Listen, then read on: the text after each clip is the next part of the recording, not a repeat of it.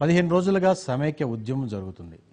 13 జిల్లాల్లో ప్రజలందరూ బయటకు వచ్చి వివిధ వర్గాల ప్రజలు ఆందోళన చేస్తున్నారు.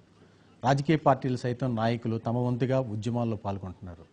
కాంగ్రెస్ పార్టీ నుంచి వచ్చినప్పటికీ సీమాంధ్ర ప్రాంత కాంగ్రెస్ పార్టీ నాయకులు ఉద్యమంలో పాల్గొంటున్నారు. మరోవైపు వైఎస్ఆర్ కాంగ్రెస్ పార్టీ మొదటగా రాజీనామాలు చేసి ఆ క్రెడిట్ అంతా తమ ఖాతాలో వేసుకునే ప్రయత్నం వైఎస్ఆర్ కాంగ్రెస్ పార్టీ చేసింది. కానీ టీడీపీ అంటిముట్టనట్టుగా వ్యవహరిస్తుందా? ఈ ఉద్యమంలో టీడీపీ అటు ఇటుగా వ్యవహరిస్తూ ఏది నిర్ణయం తీసుకున్నా, ఏం మాట్లాడితే ఏ ప్రాబ్లం వస్తుందా అనే ఒక ఇబ్బందుల్లో తెలుగుదేశం పార్టీ ఉందా అన్న అంశం మీద ఈరోజు చర్చ చేపట్టాం. చర్చలో పాల్గొనడానికి కాంగ్రెస్ పార్టీ నుంచి తులసిరెడ్డి గారు, తెలుగుదేశం పార్టీ నుంచి నన్నపనేని రాజ్కుమార్ గారు, అలాగే వైఎస్ఆర్ కాంగ్రెస్ పార్టీ నుంచి విజయచంద్ర గారు ఉన్నారు. మొదటిగా రాజ్కుమార్ గారు చెప్పండి, ఏమన్నా ఇబ్బంది పడుతున్నారా? మీరు ఇబ్బంది పడే ముందే మీరు కామెంట్ చేశారు మమ్మల్ని ఇబ్బంది పెట్టాలని. ఇబ్బంది పడేదేం లేదండి. ఇబ్బంది పడుతున్నాం అంటలా, పడుతున్నట్టు కనపడుతున్నారా?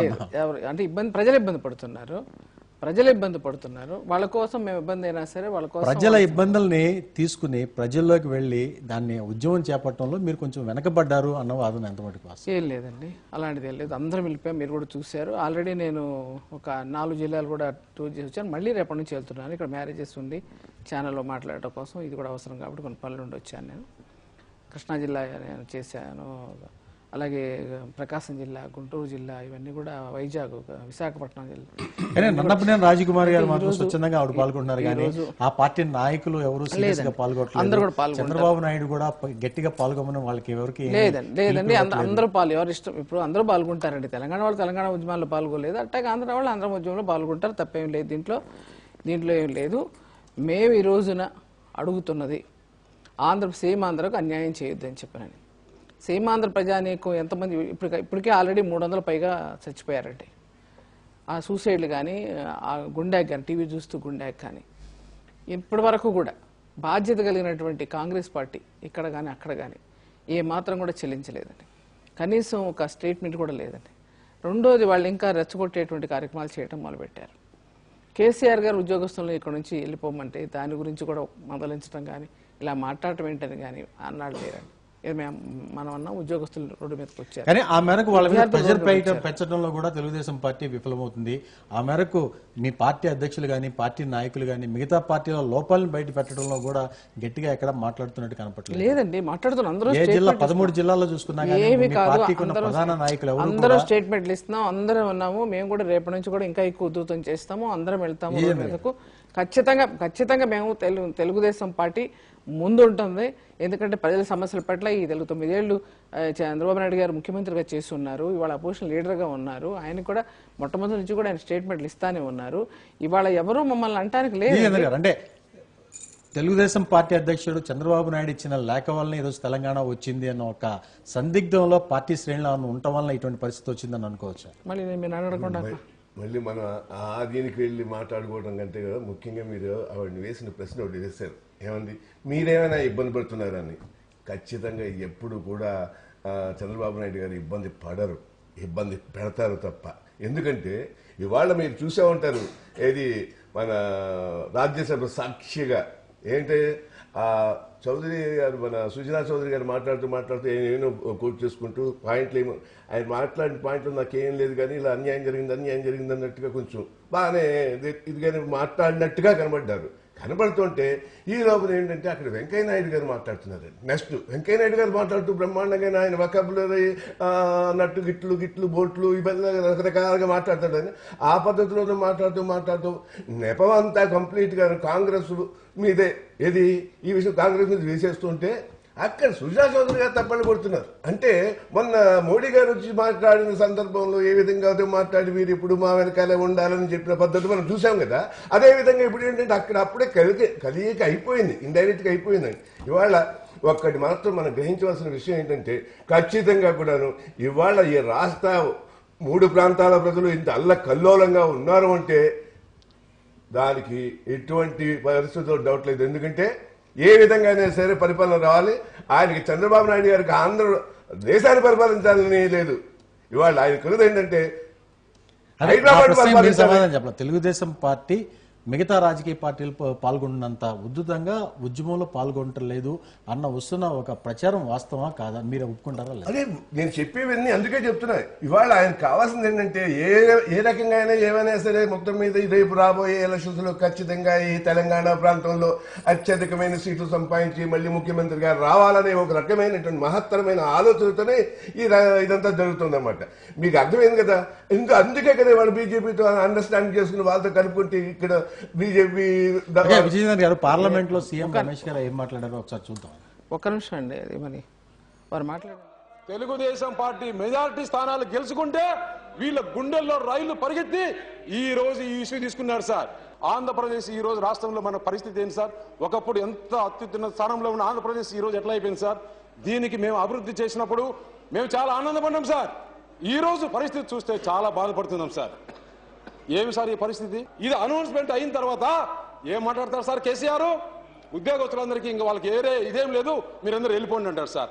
సార్ మేము హైదరాబాద్ లో పుట్టి పెరిగి అక్కడ వ్యాపారం చేసి మేము రాజకీయం చేస్తుంటే మీరెవరు చేయకూడదు, మీరు వెళ్ళిపోవాలంటారు సార్. కాదండి, వారు ఆరోపణ చేశారు. ఇప్పుడు ఇంతవరకు శర్మిల రాజకీయం కోసం పాదయాత్ర వెళ్ళిపోయింది తప్ప అమ్మాయి మళ్ళీ దీనికోసం చేయలేదు. విజయమ్మ గారు ఇంతవరకు బయటికి రాలేదు. జగన్మోహన్ రెడ్డి గారు వాళ్ళ ముఖ్య అనుచరులు ఎవరు కూడా ఇంతవరకు దిగలేదు. ఇప్పుడు కుర్రాళ్ళు అక్కడక్కడ మొదలు పెట్టారు. ఏది రిజైన్ చేసిన తర్వాత అందరికన్నా ముందు మేము వెళ్ళాము. మేమేంటండి, పుల్లారావు గారు ఏంటి, మన అదేంటి దేవినేని ఉమామేశ్వరరావు ఏంటి, కృష్ణా జిల్లాలో ఏంటి, మా ఎమ్మెల్యేలు ఏంటి, అమ్మ నిరాదేశాలు కూడా చేస్తా ఉంటే కళ్ళు మూసుపోయి కనిపించుకోండి ఇష్టం మాట్లాడటం ఏంటండి? మేము చేయటం లేదని కాదా? మరి మీరు కళ్ళు మూసుకున్నారు, మీరు అవి చూడకుండా టీవీలో చూడకుండా.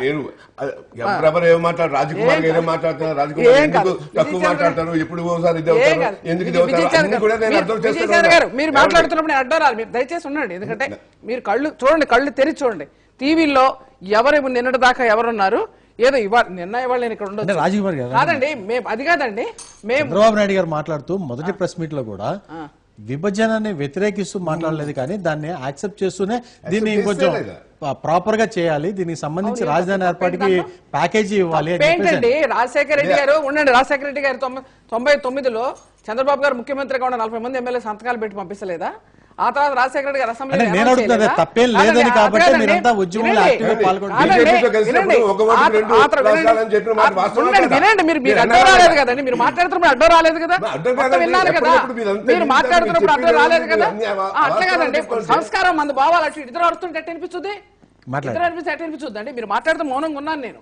ఇప్పుడు రాజశేఖర రెడ్డి గారు 99లో ఆయన ఏం చేశారండి? 40 మంది ఎమ్మెల్యేలు చిన్నారెడ్డి కమిటీ వేసి పంపించారా లేదా? ఆ రోజున అదే రాజశేఖర రెడ్డి గారు అసెంబ్లీలో అనౌన్స్ చేశారా లేదా? 2004లో అదే రాజశేఖర రెడ్డి గారు పొత్తు పెట్టుకున్నారా లేదా? అది ఏమీ తెలియనట్టుగా మేము అమాయకులు ఎప్పుడు ఈ రాష్ట్రాన్ని విధించాలి మేము ఆలోచించలేదు, ఎట్ట కుదురుద్దండి? ఇప్పుడు చంద్రబాబు నాయుడు గారు మేము ఆ రోజున రాష్ట్రం బీజేపీ ఇచ్చింది, బీజేపీ సపోర్ట్ చేసింది, సిపిఐ సపోర్ట్ చేసింది, వైఎస్ఆర్ పార్టీ సపోర్ట్ చేసింది. విజయమ్మ గారు కూడా మీటింగ్కి వెళ్ళి మేము అభిప్రాయాన్ని గౌరవిస్తా ఉన్నారు. ప్లీనరీలో మీరు పులివెందులో చెప్పారు. మీరని చెప్పిన తర్వాత తెలుగుదేశం పార్టీ మీద కూడా ఒత్తిడి వచ్చిన తర్వాత సరే మీరు ఇస్తానంటే మేము అడ్డుపడేది లేదు, మీరు ఇస్తానంటే మేము అడ్డుపడేది లేదు, ఎందుకనంటే ఇచ్చేది తీసుకొచ్చేది మీరని మీరు అంటున్నారు కాబట్టి దాంతో లెటర్ ఇచ్చిన మాట నిజమే, అందరు ఇచ్చారు. మేము ఒక్క నిమిషం ఇచ్చాం. ఇచ్చిన తర్వాత ఇవాళ మేము అంటుందంటే చంద్రబాబు గారు ఏమైనా స్టేట్మెంట్ ఇచ్చారండి? ప్రతి ఒక్కళ్ళు మెచ్చుకున్నారు, చాలా హుందాగా ఉందని చెప్పారని. ఇవాళ కాంగ్రెస్ పార్టీలు అక్కడే వాళ్ళు ఇస్తారు, ఇక్కడ ముఖ్యమంత్రి గారు వ్యతిరేకిస్తారు. ఇవాళ కాంగ్రెస్ పార్టీలు అక్కడే వాళ్ళు అనౌన్స్ చేస్తారు, కాంగ్రెస్ పార్టీ ఎంపీలు వచ్చి మేము రోడ్డు మీద ధర్నాలు చేస్తారు. ఏమంటే అధికార పార్టీలో వాళ్ళు ఇచ్చిన వాళ్ళే వాళ్ళ మేము ధర్నాలు చేయట్లేదా? మేము ప్రజల్లోకి వెళ్ళట్లేదా? మేము అడుగుతుంది అడ్డదిడ్డంగా ఇవ్వటం కాదు, ఒక పద్ధతి ఉండాలి. ఈ రోజున సీమాంధ్రకు న్యాయం చేయండి అని కాంగ్రెస్ పార్టీ నాయకులు సీమాంధ్ర ప్రాంతంలో కన్నా తెలుగుదేశం పార్టీ నాయకులు ఎఫెక్టివ్ గా ప్రజల్లోకి వెళ్లి ఉద్యమం చేస్తున్నారు. కాంగ్రెస్ పార్టీ ఇంకా వెనక అంజలో ఉంది, వెనక అడుగు ఉంది రాజ్కుమార్ గారు అంటున్నారు.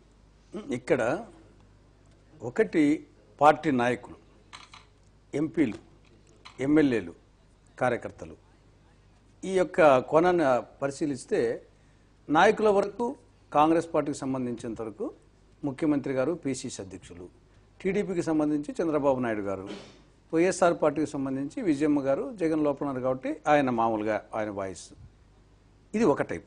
నెక్స్ట్ వచ్చేసి వివిధ పార్టీలకు చెందినటువంటి ఎంపీలు, ఎమ్మెల్యేలు, కార్యకర్తలు.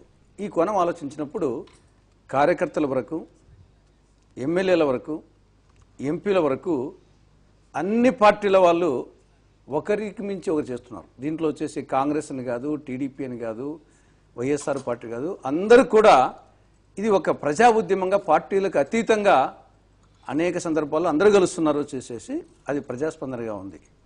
నాయకుల వరకు వచ్చేసి వీళ్ళు ముగ్గురు కూడా ఇన్ ప్రిన్సిపల్ అందరూ 100% సమైక్యవాదులే. దీంట్లో ఎలాంటి సందేహం లేదు. చంద్రబాబు నాయుడు గారు కానీ, కిరణ్ కుమార్ రెడ్డి గారు కానీ, బొత్స సత్యనారాయణ గారు కానీ, వాళ్ళు ఎంచుకున్న రూట్లే డిఫరెంట్ అంటారు. అందరూ వచ్చేసి 100% సమైక్యవాదులు. కాకపోతే ఏమంటే ఆ పరిణామ క్రమంలో కొన్ని ఏమైందంటే 2008 అక్టోబర్ 18న ఆ రోజు టీఆర్ఎస్తో పొత్తు, 2009 సార్వత్రిక ఎన్నికలకు ముందు టీఆర్ఎస్తో పొత్తు పెట్టుకునే నేపథ్యంలో పొత్తుకు కొంత ఏదో మార్గం కావాలని చెప్పేసి లోపల సమైక్యవాదం ఉన్నాయి. కానీ ఆ రోజు టీడీపీ వచ్చేసి కొంత తగ్గి దానికోసం ఈ లెటర్ ఇవ్వడం జరిగింది. యాక్చువల్గా టీఆర్ఎస్తో, సిపిఎంతో, సిపిఐతో పొత్తు పెట్టుకోవాల నేపథ్యంలో, అంటే అంతకుముందు 2004లో కాంగ్రెస్, సిపిఎం, సిపిఐ, టీఆర్ఎస్ పొత్తు పెట్టుకొని కాంగ్రెస్ అధికారంలోకి వచ్చింది. ఇప్పుడు 2009లో అధికారం లేకుంటే ఇబ్బంది ఏమో, కాబట్టి ఆ టైప్ ప్రయత్నం చేస్తే బాగుంటుందేమో, లేదా మనం పొత్తు పెట్టుకోకుంటే టీఆర్ఎస్, పీఆర్పీ ఆ నేపథ్యంలో ఆ రోజు పొత్తు పెట్టుకుంటే చెప్పేసి కొంచెము ఆయనకు లోపల సమైక్యభావం ఉన్నప్పటికీ కొంత టీఆర్ఎస్తో పొత్తుకు ఒక మార్గం కావాలని చెప్పేసి ఈ లెటర్ ఇచ్చారు. ఆ లెటర్ నుండి కొంత ఆయన ఇన్ ప్రిన్సిపల్ తెలుగుదేశం పార్టీ ఆవిర్భావమే పాలు పొంగు మన తెలుగు గడ్డను పగలగొట్టవద్దు అనే లెటర్ వల్లనే ఈ రోజు పరిస్థితుల్లో ధైర్యంగా ఆయన మాట్లాడలేని పరిస్థితులు వచ్చినాయి. అది యాక్చువల్ గా రాజకుమార్ గారు దానికి తగ్గట్టుగా అప్పుడప్పుడు తెలంగాణలో అక్కడ నాయకులు వచ్చేసేసి ఈ లెటర్ ఆధారంగా కొంత అయినప్పటికీ సరే మొన్నటి వరకు కొంత 5 లక్షల కోట్లు సరిపోతుంది, లేకుంటే ఎన్జిఓస్తో పోయినప్పుడు కూడా కొంత ఏపీ ఎన్జిఓస్తో కూడా మళ్ళీ ఎన్నికాడ అన్నప్పటికీ ఫైనల్గా ప్రజల్లో వచ్చేసింటే ఆకాంక్షకు, ప్రజాభిష్టానికి, ప్రజాగ్రహానికి అది చూసిన తర్వాత ఆయన మొన్న లేటెస్ట్గా వచ్చేసి మొన్న 9వ తారీఖున లెటర్ రాశాడు.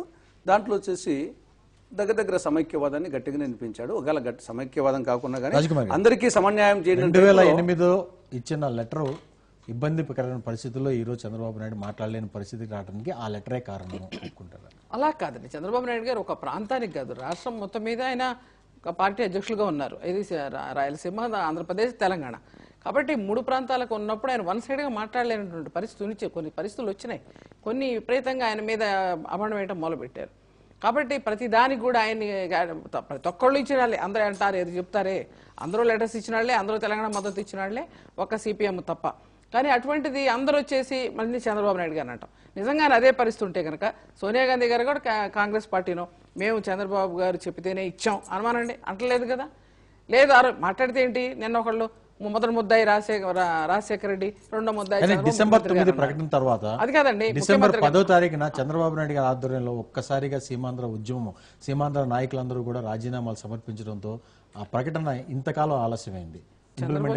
ఇప్పుడు మీరు చెప్పేది డిసెంబర్ 9 తర్వాత చంద్రబాబు గారి సంబంధం ఆయన కాదు కదా, మేము చేసాం, అందరూ చేశారు.